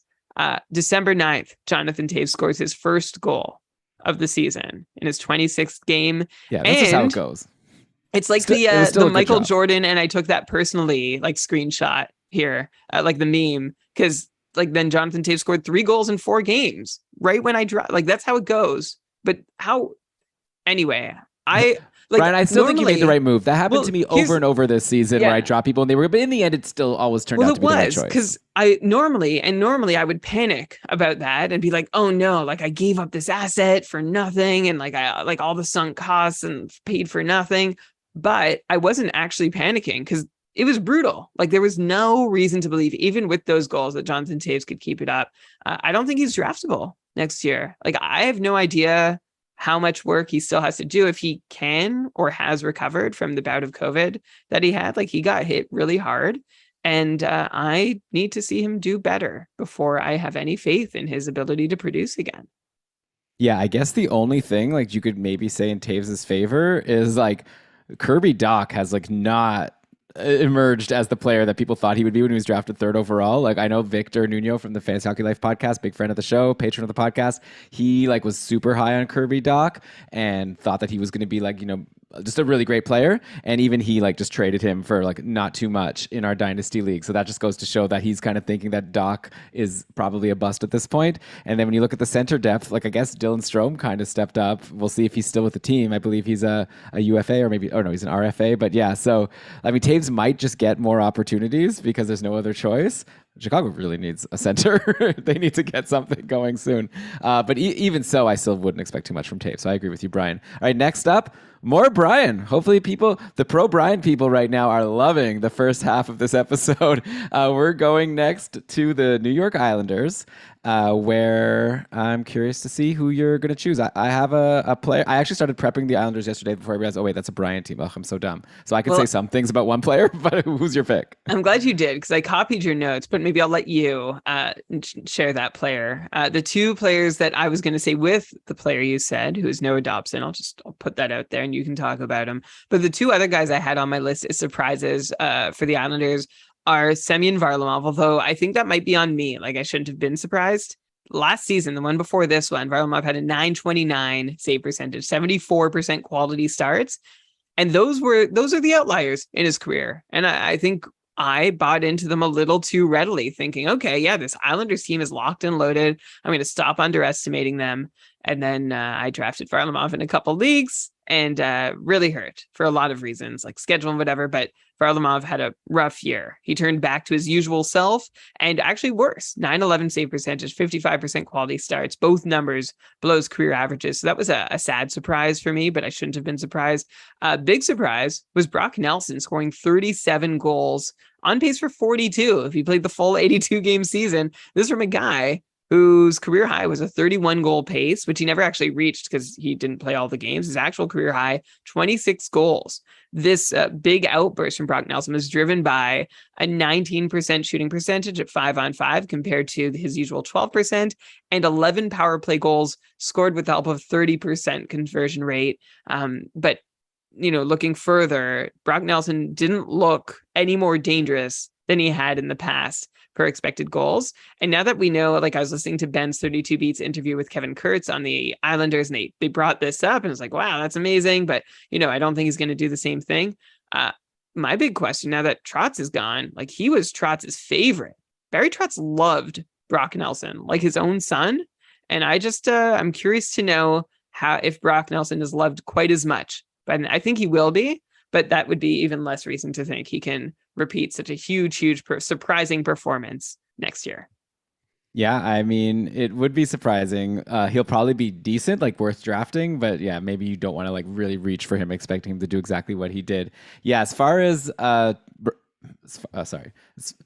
as far as Noah Dobson, he had just this amazing year, but really his numbers don't even show like how good he was. Like he overall had 51 points in 80 games, but he only had 4 in his first 15. And then Ryan Pulock got injured. And then that's when Dobson really took off. And it's not like you could only say, oh, so he's only good when Pulock's hurt. Because I guess like Dobson took the extra responsibility he got and really like showed himself to be worthy of having like a high ice time. Like his ice time went up. And then even when Pulock came back, Dobson held onto that high ice time. And so he was like really closer to like a 60-point player for the majority of the season. So I even kind of look at Dobson as someone who could be like, maybe not for listeners of the podcast, obviously, but like could be like a decent, I guess you wouldn't call him a sleeper, but I'll bet you he'll fall because a lot of people just, will draft based on last year's numbers. And I think Dobson's potentially closer to a 60-point guy than a 50-point guy if you just look at how things went once he got that increased deployment. Plus, Trotz is gone, and he's not known to be a coach where players tend to get like a lot of points, like so it's possible the Islanders maybe score some more goals, maybe letting in more goals as a consequence, but whatever, you don't care about that for fantasy. So I'm really excited for Noah Dobson next year. Like he shot a lot, which Brian, I'm a big fan of, especially after like over again, it's like 2.4 shots per game when you just look at the overall season, but when you look at like just like that stretch after Pulock got injured, like it was much higher. Like there were games where he was getting like 5, 6, like the types of things where I start drooling about. So yeah, big surprise. Maybe he shouldn't have been as big a surprise. Like he was drafted as a high prospect, but yeah, I'm into him for sure. Okay, let's see who is next here. We're going to Buffalo as our 12th team here, and that's an Elon team. And we actually had a request from one of our patrons. I put it out there on our Discord, just saying like, this is what we're doing for the episode. Let us know if you have anyone. And Schwab Squad. Fantasy Hockey Tidbits, I believe those are one and the same, requested our best Tage Thompson takes. And yeah, I did already have Tage Thompson down as my pick in Buffalo. I guess I could have also said Jeff Skinner. I was like super shocked by what he did. I did not expect Skinner to have 33 goals and 30 assists after he had only 7 goals and 7 assists in 53 games the year before. I think that Don Granato like is a better coach than Kruger. Like I don't know, he just got so much more out of these players. Maybe like someone could have realized that Skinner is capable of more when put in the right situation. But yeah, you got to go Tage Thompson, right? Because at least Skinner previously had some high goal scoring years, so it was always possible he could do it again. Tage Thompson was like kind of a nobody, right? Like maybe he was a 26th overall pick once upon a time by St. Louis. Generally, would only come up when people want, like I'll bet you if you search Twitter for Tage Thompson going into this season, I'm sure the majority of the tweets were just people saying, can you believe that Buffalo traded Ryan O'Reilly for this package, including Tage Thompson? What a dumb trade. Like it was never like actually like anyone excited about Tage Thompson. So maybe, hey, so nice redemption for Jason Botterill, by the way, who made that trade. They should send him like I don't know, send him a gift card for like a Uber Eats or something. I don't know. Like I feel like, he got made fun of a lot for that Ryan O'Reilly trade. And I'm sure like obviously St. Louis isn't regretting it. Like they got the cup and Ryan O'Reilly's a good player, but like going into next season, I'd probably take Tage Thompson, especially with his contract over Ryan O'Reilly, or at least it's close. So yeah, 68 points in 78 games. He was top line, top power play, averaged almost 18 minutes a night. Now he like might have one of the best non-ELC deals in the league, like 1.4 million for a guy who like paced for like 75 points. Like you can't do much better. Like I guess like Nathan McKinnon's 6.3 million is probably the best value. Like you just, because Nathan McKinnon's like maybe a top like 2-3 player in the whole league and he's making, half of what he should be making. But yeah, Tage Thompson was amazing. And as far as next year, like why shouldn't he do something similar, right? He's once again going to be the top player on the team. I think he's the top line center without question. Hopefully some of the guys around him get better, like your Cousins and your, I don't know, middle stats, whatever, Jack Quinn. I think like I said about some other players, right? Like you think like maybe the players around him will only help him. I don't think he's getting bumped, right? I'm not worried about his deployment. So Don Granato clearly likes him. So I don't see why he can't be similar next year. Oh, sorry. That was wild. Bang on the table, a frantic yelp. Okay. Peyton Krebs, another player that we can in the mix. And you're right. Like there's a lot of developing talent and I don't know if you said Alex Tuck, who continues to get better too. There's a lot of talent in Buffalo around Tage Thompson. And I'm with you, Elon, that I don't know he's going to get knocked. Although I would look out just a little bit. I don't think Middlestat can bump him, but I do think that, Peyton Krebs and Dylan Cousins are both, supposed to play the same position that Tage Thompson plays. Not next year. Like I don't think like one day maybe. Yeah, exactly. But not right away. And all these guys, Thompson, Cousins, and Krebs, can all move. Like each of them also play a wing. So like there's a lot of movement here that's possible amongst these guys. But there's no doubt that Tage Thompson deserves a bit of a starring role. Like I thought it was a great point you made, Elon, that no one was seeing this coming into the year. When I look back at Tage Thompson's career numbers, I see a guy who has actually like always been a shooter, but he's only ever gotten like 10 to 12 minutes of ice per night and no power play time. This year, his shooting rates actually didn't change. Like his shots per 60 didn't, they went up a little, which is great, but they've always been high. He actually just got minutes to shoot enough that he was able to average more than 3 shots per game. And I really think like this year, Thompson shot 15%. Before in his career, he'd shot 5.5%, 6.5%, 8%. And I think he did deserve that 15% shooting percentage, which I know is like could be a fraught thing to say, but I'm not. What I'm saying basically is I'm not writing him off as being, he doubled his previous shooting percentage. I think Tage Thompson, actually since last year, I'm going to go back to last year and look at this huge spike he saw in his expected goals rates, but he still was barely playing. And when he got that huge spike, he was shooting only 3.5%, which is not what we expect from somebody who, like Tage Thompson, is averaging an expected goal per 60 minutes. Like that's a really nice number. And that's a really nice number. And last year, Tage Thompson also had a non-ice shooting percentage below 6%. So Elon, I'm with you that Granato seemed to know how to get more out of this team, or was a lot less cursed than Ralph Kruger was. And that helped Tage Thompson, who looks every bit for real, which like beyond the surprise of Tage Thompson producing, there was the double surprise that Tage Thompson can keep producing. Yeah, he's great. I'm not too worried about him for next year. So Brian, when we did our patron cast on Wednesday, which was a really fun show, by the way, if you're a patron, you could go check it out. We had a lot of fun. We were told as we were giving updates on the game, like commenting on what's going on, that some people were like, "Oh, spoilers! I'm behind." So okay, spoiler alert coming. But Lehkonen just scored a goal to bring it 2-1 Colorado. So it's possible that we'll be getting to a cup winner by the time we're done recording the show. And Lehkonen, man, he's going to be in the money, right? Like there's so many free agents from Colorado that have just raised their wallets. You know, like Kadri, Lehkonen, Nichushkin. I guess Kemper. I don't know if he like whatever. I'm interested to see if you win the cup as a starting goalie, but you did badly in the playoffs. First of all, that's super rare, and it's kind of like interesting to see. But also, like, I wonder if like Kemper now gets like an 7-year deal from someone because hey, he's a cup winner, you know, or if it's just like hey, he was. It's not because of him. But anyway, just Colorado's not even next. We got another C team. Oh, go ahead. I'm going to throw in Nick Paul, expiring contract. Andre Palat, some huge goals, especially in this series, expiring contract. Jan Ruta, who is suddenly appearing on the score sheet late in the series also. So like there's a lot of money being made in this last series by the players in it. It's nice to see. That's fun. Yeah. All right. So we'll see. It should be a fun end of the game. We'll see if we finish this podcast first or if the game ends first, because we just finished team 12 out of 32. It's 20 to go. Let's go now to our 13th team, the Columbus Blue Jackets, which is another Brian team. So Brian, to me, it's obvious, but I'm curious to see who you're going to go with. Well, there are a couple good options here. Patrick Fair. Laine, point per game season, 56 points in 56 games. And this is after like he'd averaged 45 to 50 points for 2 of his last 3 seasons. He had a great season as the other one in those last 3, but like that seemed like the outlier. But Laine this season picked up his game again, career high 3 shots per game, 19 minutes a night, point per game player. A pleasant surprise, I'll call that. Zach Werenski also surprised me to some extent in just that he really stepped up in Seth Jones's absence and he looked like elite. He looked like a really top end power play quarterback, offensive defenseman, top pairing player. 48 points in 68 games for a 58-point pace. This is only the second time in his career that Werenski has paced above 47 points. So that's a big deal. And I'm a believer in all I saw from him. So that was also a pleasant surprise. But yeah, probably the biggest surprise here, Boone Jenner, who had a career high 49 points coming into the season. He paced for no more than 40 points in the last 5 years.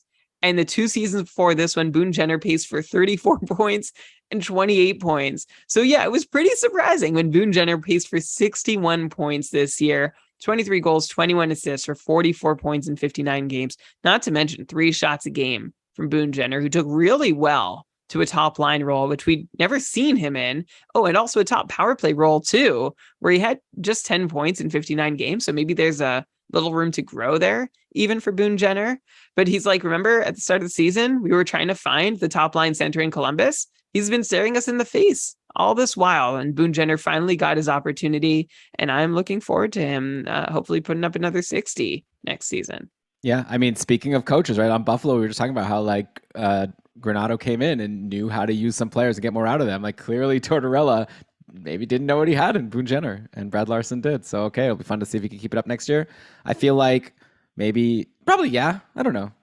Again, it's like, why shouldn't he kind of continue it if he's going to get the same role and he's going to continue to like take these shots and get these minutes? Plus, if you're in a league that counts faceoffs, he was like super valuable. So, yeah, I think don't sleep on Boone Jenner in your drafts thinking like, oh, it's just a one-time thing. Like it was clearly a new role. And like Brian said, he took to it quite well. All right, next up, let's go to the Carolina Hurricanes.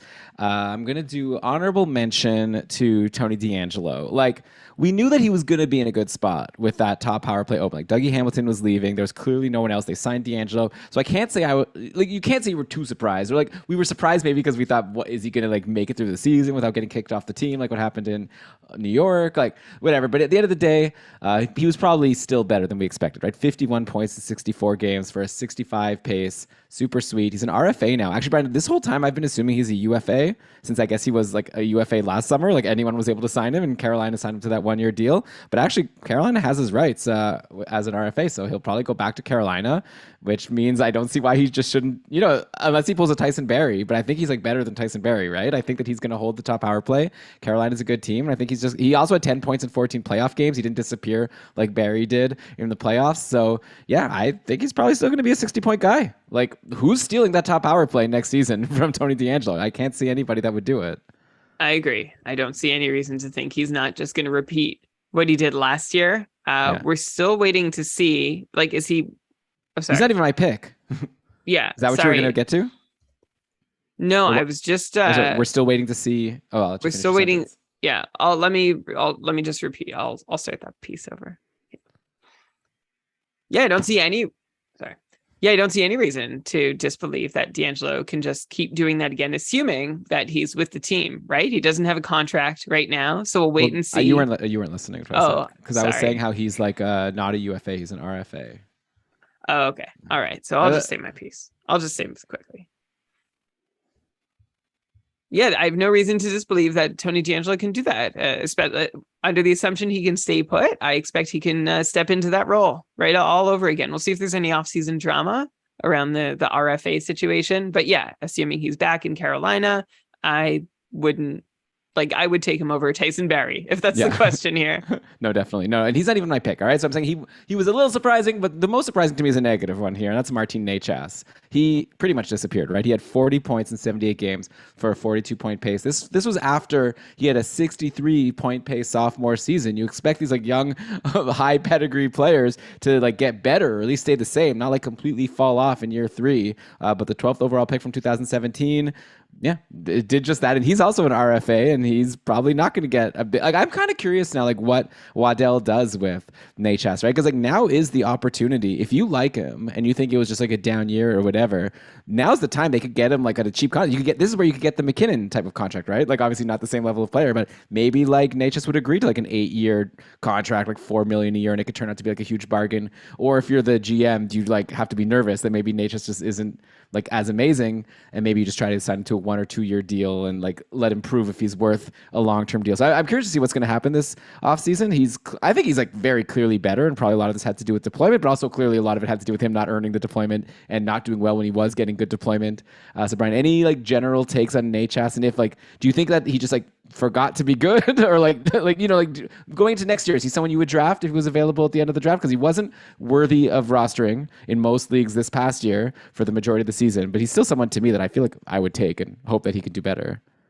I think so too. I think he'd be like a later pick, but he's not someone I'd be super thrilled to go and get. I think one thing, he was on the second power play unit, which we expected, but the season before this last one, he had 11 power play points from the second unit in 53 games, which was setting the expectation way too high. Like that put him on a 63-point pace, which makes this past season's 42-point pace look all the worse. So I think we need to keep that in mind when we're trying to evaluate this season. I don't think it's a total failure. I think some of his luck ran out. He also lost deployment. Right? He was playing a minute less per game, lost some 5-on-5 ice time, and just never really seemed to be put in a great position to produce. So I'm not sure exactly what role Rod Brind'Amour and the team want Necas to play, but at the moment it's not a very offensive one. And until we see otherwise, I think I'd take him I think maybe he's in good streamer territory. Like I expect maybe 50 points until we see him enter like a really good spot in the top 6 or somehow get onto the top power play unit. Oh, sorry, I was muted. Right, yeah, I don't know. I think I'll draft him. I'm not going to leave him to be a streamer. Like, if he's available at the end, I'm going to take a shot. Especially, Chris brought up a good point in the chat here that Trocheck is a UFA, right? So if Trocheck leaves and then no one comes back to replace him, maybe that's like a power play spot that opens up. Yeah, agreed. I mean, that was our whole preseason debate, right? Would Necas supplant Trocheck? And I didn't think so, and he didn't. But now there might not be another option. Yeah. Though there is like Seth Jarvis coming up that could just maybe take over. Like he's not the same type of player, obviously, as Trocheck, but we'll see how things shake out. All right, next up here, team number 15 for us to cover is the Dallas Stars, which is an Elon team. Okay, so this was a tough one, right? There's a lot of disappointing players, right? Like not really, like the top line was great, but you can't really say you were surprised, right? Like Hintz, we were just like happy that he played the majority of the season. Like remember the previous year, he was like a game time decision every single game, which made him very frustrating. So the people who were gutsy enough to go draft him anyways, like got a great year out of him. Jason Robertson, amazing, maybe even better than expected. But like, he was a Calder nominee the year before for a reason. Joe Pavelski was awesome. He was also good the year before. So I'm not going to pick any of them. Then you look at the disappointments. I don't know, Jamie Benn had 46 points. I guess I'm not too surprised. Radulov totally fell off, right? 22 points in 71 games. I think, like, Brian, you were kind of into him to start the year, right? Like thinking maybe he could be a good sleeper, but obviously anyone who drafted him, like, hopefully, gave up on him super quickly. Now he's off to the KHL, by the way. So congrats on a decent NHL career to Alex Honestly, Radulov. yeah, unfortunate it had to end this way, but I'm glad. Like I always felt when Radulov was a free agent, I'm like, this could be the start. As you said, I was still always sort of holding out hope because the way he disappeared was really odd. But now I like, for my own inner peace, it's a really good thing that Alex Radulov is no longer in the free agent pool or draft pool for that matter. Yeah. Heiskanen was kind of a disappointment, only 36 points in 70 games. Guryanov is someone who showed like flashes of being somewhat worthy of being rostered in fantasy, but definitely not this year. 31 points in 73 games. But I guess the biggest disappointment to me has to be Tyler Seguin, right? Because a lot of people were still drafting Seguin, expecting that now that he had a regular offseason, whenever he was fully healthy, he'd be able to bounce back to somewhat near like his superstar level that he had been before. But like total bust of a year, like 49 points in 81 games, like barely rosterable, if that, in the majority of leagues. He had 13 points in 12 playoff games in 2019-20, and I was willing to blame that on injuries, right? And then he missed like most of 2020-21. So yeah, that's why I was still expecting him to be like worth rostering at the very least this past season. But yeah, it wasn't the case. Only averaged 17 minutes and 50 seconds of ice time. Saw around 52% of the team's power play time. Of course, we have a new coach now. Bonus is out. Pete DeBoer is in. We'll see. But again, it's all kind of like depends on like, is Tyler Seguin, like we could just blame Bonus and be like, oh, he didn't use Seguin in an offensive role, but it might also be that just Seguin wasn't good enough to get that role. I'm actually going to be doing an interview with Saad Youssef about the Stars early next week. So luckily I'll be able to ask him what he thinks about Seguin and if there's a potential for him to bounce back to, earn at least a decent chunk of the contract he's getting. I don't think he'll ever be worth that $9 million, but I'm just curious to see with the new coach if he could bounce back. Maybe he could be a little bit better. He's another guy like Natchez. Like I'm not going to leave undrafted, but like huge disappointment this year, of course. Huge disappointment, and 5 more years. Yeah, $10 million, and like Seguin isn't he's 30, so he's not over the hill. He's not young either. So this could go either way. We've seen a lot of NHLers lately, although Seguin has a lot of injury history, but we've seen NHLers play really well, like up to their elite, previously established levels, into their early to mid 30s. We'll get to at least one other later on in the show. So I would love to see if Seguin can do it. I just don't know that Dallas is the place for him to do it, even with a new coach. Like that top line, he's not a part of it. With like Hintz and Roberts, like forget it. Seguin isn't replacing either of those guys as key cogs in the offense, which leaves him in kind of like a Taylor Hall situation where, if he's not really given anyone to play with, and right now he doesn't have anyone, I don't think it's going to go very well for Tyler Seguin. So I'm actually really curious. He's a guy I've honestly given up trying to project over the last couple of years because I just see so much potential, but there's no opportunity to actually see it play out, or when he does get the opportunity, doesn't seem to be able to show it. So, Elon, I'm also really interested in your chat with Saad on 32 Beats to see how he sees Seguin's role looking for next year, and if there's any chance, I think he'd be someone who would benefit from a trade. It's just really hard to deal the contract that he's on. Oh, yeah. I don't think they're trading him. I think the best we could hope for is this coaching change, just like landing him in a more offensive spot. Brian, yeah, I'm looking forward to you listening to it. I don't know how big your lawn is, if you're like, to see how long it's going to take. His grass takes like a long time to grow, right? It's not like you're mowing the lawn every day. I get about 2 episodes of 32 Beats in per lawn mowing session. And how often is a lawn mowing session? It's supposed to be weekly, but I'm not that great at doing it weekly. Well, so one day you'll hear this convo. I'm going to get there, I promise. Well, I'll let you know if you should jump ahead. But, a lot of them have been good. Okay, let's go to the 16th team we've got on the docket here, and that are the San Jose Sharks. And that's an Elon team. And yeah, to me, it was like a pretty clear choice here. Like a lot of the players on the Sharks did what we'd expect. Like Hurdle had a really good year, I guess. I don't know, 64 points. Like a good year, right? Not a really good year, maybe, but like a solid year. Couture paced for around 60. Burns and Karlsson were like decent. Like Karlsson had a really good start and kind of fell off the end, injuries, unfortunately. But yeah, the one guy who like clearly like just jumped out and had this like huge breakout was Timo Meyer, right? Just unbelievable. 35 goals, 76 points in 77 games. So basically a point per game guy. So basically a point per game guy. 3 seasons ago, we all remember when Meyer had that initial breakout, 30 goals and 66 points. Since then, he had been falling off, right? He had a 57-point pace the following year, 47-point pace the year after that, like going into this season. So definitely was a little bit unexpected. Like clearly getting that top power play helped. Evander Kane was gone, and I guess that opened up a spot that Meyer took and like did pretty well. He had 12 power play goals, 18 power play points. Also, like the fact that he had 4.2 shots per game, destroying his previous career highs, like was super helpful in making him like one of the, I'll say it, like one of the top guys in fantasy, right? Like he's getting discussed now. We're doing our patron rankings every single day. We're currently on vote 22. Thanks so much to Andrea and now Joel also, who's been helping run these votes every day. A really fun activity. We're playing along with the patrons. We're on vote 22 right now. Matthew Kachuk just went to 21. And, part of the fun is that anyone who has votes that hasn't, gotten the most votes in a day, we like have the list.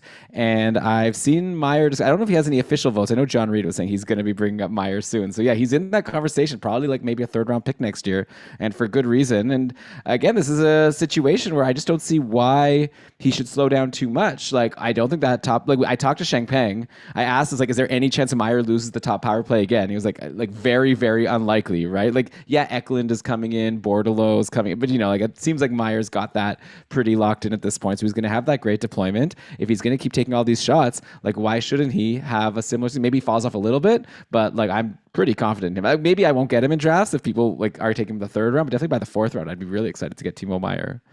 I think so too. I like point per game pace, and we saw him finally, Timo Meyer, playing in a top line, top power play role for the first time in his career. And looking at his numbers, that's really the only thing that's changed. Timo Meyer finally was afforded a full and complete opportunity to show his stuff and be relied upon. And time on ice tells the story, averaging 16 minutes of ice last season in 2021. This year in 21-22, 19 minutes and 10 seconds. That's a 3-minute gain in ice time. 2 of those minutes at 5-on-5, and then the rest on the power play, which is, of course, really key. And Timo Meyer's shot rates are pretty steady with his career record. He just is on the ice more often to put those shots on net. So he's not suddenly a 4-shot per game guy. He always has been if he was getting these 19 minutes a night, which thank goodness he finally is. I really can't find any holes to poke in the work he's been doing. He is a really, really good hockey player. And this might be one of the last years you can quietly get him. He almost like has vibes of, I mentioned this a lot on the show, but like the Wheeler, Ladd, Little trio in Winnipeg, who you could always get because nobody knew that they were doing as well as they've been doing. They were sort of like quiet names. They'd been around a while, didn't really blow anyone away, but then they got really good. And I feel like that's where Timo Meyer's at now with his fantasy value. Yeah, so great job for Timo Meyer. Great job, Brian, so far. We've made it through half of the teams in the NHL. We've been recording for an hour and a half, so I'm going to throw it out there. How about, it's a long off season, right? Like, we don't need to knock this all out and go for like 3+ hours today. So, if you say no, I'll cut this out of the show. No one will have ever heard that I said this, and we'll just continue on our merry way. But I'm going to propose to you that why don't we just like end it here? Say our goodbyes, and then we'll come back on our next show. We got all our planned here. Nothing's going to change. Maybe something big will happen in the 3rd period of this Colorado Tampa game to change our thoughts on those guys. But I think overall we're going to have similar thoughts. And what do you think? I love it. I'm down. Okay, well, it has been a blast. I would love to talk to you longer, but yeah, I guess we don't need to put out a 3-hour show in the middle of the season. So thanks so much, everyone. Just to clarify, I'm not sure if you said explicitly, so we're going to do the second half of this episode in another release. We've covered half the teams now. We'll cover the other half next time. Well, yeah. What else could I have meant? I don't know. I just figured it was like, I figured you knew I knew what you were talking about. Anyway, there it is. It was really fun, and I could go on forever, but let's take a break. We'll freshen up, and then we'll attack the back half of this. Yeah, and now people, I guess, can probably do some, figurings in their head, determine like which teams haven't been covered yet. You could send us like who you think we should pick for like I don't know, Tampa, Colorado, and the rest of the teams in the NHL. We'd love to hear from you. Also, let us know what you thought of the players we picked for this episode. So you can tweet at us at Keeping Karlsson. Come chat with us in the Discord. If you are a patron of Keeping Karlsson, you could basically just chat with Brian and I anytime you want, right? You just tag us and we're there. And if you want to become a patron, we still have our summer promotion going, just $1 a month. And we're going to give you our page. You're going to have access to the patron cast we did recently. Then you're going to do these votes, help us come up with this official ranking. You can pre-register for the Keeping Karlsson Ultimate Patron Fantasy League, which now that the NHL season is basically over, we're going to start ramping that up a little bit in terms of coming up with our final rules for next year. It's going to be a lot of fun discussion over in Discord. It's with the patrons where we like hammer out some rules. Brian and I have been talking about some rule changes, and we're going to start proposing them soon. Definitely goalies are going to be tweaked a little bit. Maybe not as much as some people think it needs to. I think the goalies were actually not that bad this year. Anyways, that's all for a future episode of Keeping Karlsson. Brian, like I said, this has been a blast. But at this point, I think it's time for me to stop blabbering. Let's cue the outro music. And then why don't you go ahead and read us the credits? All right. This episode of the Keeping Karlsson Fantasy Hockey Podcast was presented by Dauber Hockey and powered by our patrons, including our super supporters, Tyler, Flash, Andrea, Tom, Derek. Sorry, I got like a really annoying cookies notification in the middle of that. Derek, David, Rob, and Patty. Thank you also to I'm just gonna do that. Let me do it again. That'll be easier. All right. This episode of the Keeping Karlsson Fantasy Hockey Podcast was presented by Dauber Hockey and powered by our patrons, including our most super supporters. You're all super, but these are some people who are officially super supporters: Tyler, Flash, Andrea, Tom, Derek, David, Rob, and of course Patty, who's a great follow on Twitter, by the way. I think at MarineMom34. It's just great, just funny, lots of good stuff. I think that Patty deserves to have a bigger following on Twitter. So there it is. Also a bigger following on Twitter is deserved by you, Elon and Shams, who are keeping up the amazing stream of fantasy news. You can find all the accounts and all the news over at GameDayTweets.com. You can also follow Ben and Lewis at Short Shifts KK. Logo art by BrandonWeeb.com. Outro music by Pat Roach. And again, a special thank you to Andrea and Joel, who are running our patron rankings on Discord, who've taken the mantle. Thank you so much for doing that. This episode of the show was researched with help from Dauber Hockey, Frozen Tools, Dauber Prospects, Natural Stat Trick, Evolving Hockey, Cap Friendly, The Athletic, Hockey Reference, Hockey Face, Hockey Database, Elite Prospects, and NBC Sports Edge. All right. Great job, Brian.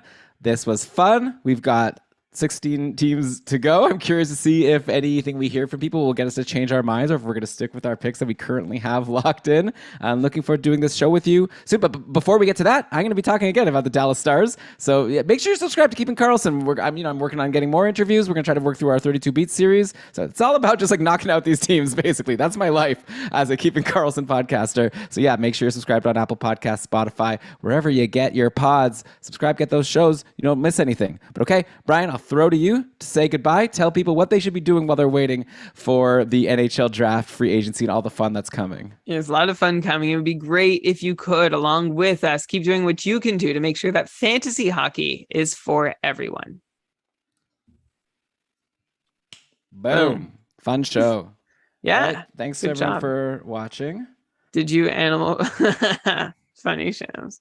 Thanks. And I want to say, anyone here on YouTube, if you can think of a player on a team we haven't mentioned, we'd love to see if you can predict it. Leave a comment or send us a note on Twitter or Discord.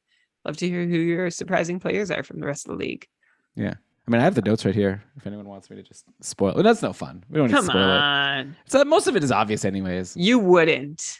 You would never. I would, of course I would. I would do it in 2 seconds. If someone asks me, I'll tell you whatever you want to know. Nobody asks Elon. No, I'm locking. Why would we share our notes ahead of the episode? Yeah. I mean, it's nice to share our notes. I just want to be a nice person. If someone asks me to do something, I got someone that messaged me asking me to wish congratulations. I wish someone congratulations for their league championship. And I made a video. It was like a cameo, my first time doing something like that. It was do fun. People still do cameos? Yeah, I think so. I bought Dina a cameo for her birthday and she loved it. It was one of her favorite Big Brother players from last summer. Oh, Tiffany. That's cool. It's such an easy, awesome gift. Everyone has a celebrity that they like, especially if you're into reality shows, right? Or sports, right? Maybe you're not going to get A-listers, But you know, if you're into like things where like, yeah, like Cameo's got a lot of people on there, so it's like such an easy gift, right? You know, they like the person. What's better than getting a video from like your hero or someone you really like saying personal things about you and wishing you like whatever, happy birthday. It's great. What a good invention. I wish I invented it. I had such stupid startups back in the day. Should have just invented Cameo. So obvious in hindsight. Yeah. Oh wow. Days on Cameo. Yeah, I mean, so what? Every single person just asks him to say the same. Is every single one just him like saying "chocolate rain" and some stuff? It was him. It's probably him saying, "I step away from the mic to Yeah, breathe exactly. Yeah, before wishing you a happy birthday." it's kind of like yeah. I'd feel weird asking like people who are famous for like one moment in their whole life. It's kind of weird. I mean, I guess it's good for him if he's making money. I'm sure he's not complaining. Yeah. Yeah. Yeah, let us know if we should get a cameo. I don't know.